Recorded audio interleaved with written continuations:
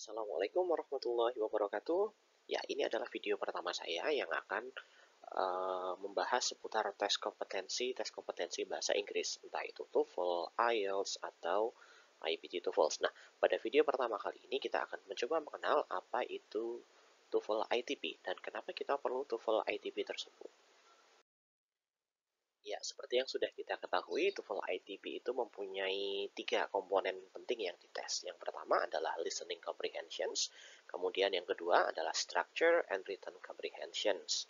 Nah, kemudian ada reading comprehension. Nah, apa sih yang dimaksud dengan listening comprehension itu? Ya, listening comprehension measures the ability to understand spoken English as it is used in college and universities. Nah, ini paling penting nih. Jadi, listening comprehension dibagi menjadi 3 section. Section 1 itu short dialogue, yang section yang kedua itu ada longer talk, dan yang ketiga ada monolog yang cukup panjang, biasanya tentang lecture atau penjelasan tentang sebuah proses atau fenomena.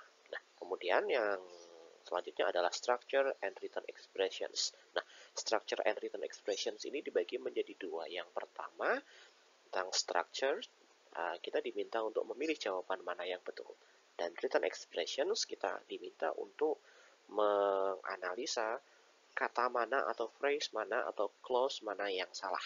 Nah, oke. Kemudian yang reading comprehension, seperti biasa kita diminta untuk memahami teks bacaan yang sedikit panjang. Nah, jadi kita harus memperkuat kosakata kita. Nah, nanti kita akan sedikit-sedikit berbicara, membahas skill-skill yang ada di tiap section tersebut.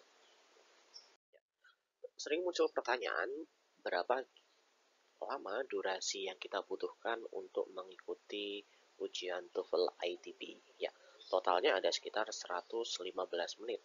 Itu belum ditambah nanti persiapan ujian, masuk ke ruangan, persiapan alat tulis, dan segala macam. Nah, listening sendiri yang pertama diujikan, yaitu membutuhkan waktu 35 menit dengan soal berjumlah 50. Yang kedua adalah structures and written expressions. Itu soal ada 40 poin, ada 40 butir soal dan waktunya 25 menit. Kemudian yang ketiga adalah reading comprehension. Nah, biasanya kita sudah terlalu memforsir energi kita untuk listening dan structure. Nah, padahal soal reading tersebut ada 50 butir dengan waktu paling lama, yaitu 55 menit. So we have to manage ourselves and we need to prepare it. Oke. Nah, total soalnya ada 140 soal tadi dengan jumlah 115 menit. Nah, skor yang akan kita peroleh ini skor di level pertama. Jadi TOEFL itu ada dua level. Level 1 yaitu ini, skor yang akan kita peroleh antara 310 sampai 677. Ini yang ke atas. Kemudian ada level kedua, yaitu skor antara 200 sampai dengan 500. Nah, semoga nanti kita bisa mendapatkan skor TOEFL yang tinggi. Kita bisa mendapatkan skor TOEFL di atas 500. Sehingga ketika ada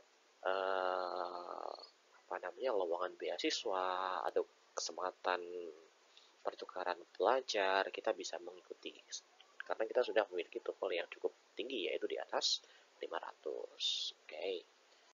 Nah, apa saja sih topik yang diujikan di TOEFL ITP? Nah, jelas yang pertama, karena TOEFL ini biasanya ditujukan untuk academic purpose, maka ada academic topics. Dan itu biasanya tentang arts, ada humanities, and then life sciences, and then physical sciences, and also social sciences. And then there are still a lot of topics from this, like fine arts, crafts, theater, dance, and etc. And then humanities such as history, political science, government. Nah, ini biasanya terkait dengan apa yang terjadi di USA, karena TOEFL ini memang basisnya di Amerika. Jadi mungkin ada tentang history of America, and then political science, tentang presiden ke berapa di Amerika, kemudian ya pokoknya seputar tentang rata-rata untuk yang social sciences, arts atau humanities, rata-rata seputar kejadian yang ada di seputar Amerika, USA. Oke. Nah, kemudian di topik di TOEFL juga diujikan tentang campus life topics. Nah, ini biasanya di percakapan. Percakapan kita diminta untuk menangkap informasi tentang class schedule, class requirements, kemudian library atau assignment. Ya, kemudian biasanya juga ada percakapan atau dialog tentang kehidupan kampus. Misalnya ini kampus administration, bagaimana registrasi, kemudian housing on open campus, study abroad, internship, university policies, dan segala macam. Pokoknya tentang kehidupan sekitar kampus yang akan ditanyakan di tes tersebut. Dan juga di situ ada tentang general topics. Nah, ini biasanya soal-soal yang seperti ini muncul di awal-awal, listening di awal listening, kemudian reading di awal-awal reading.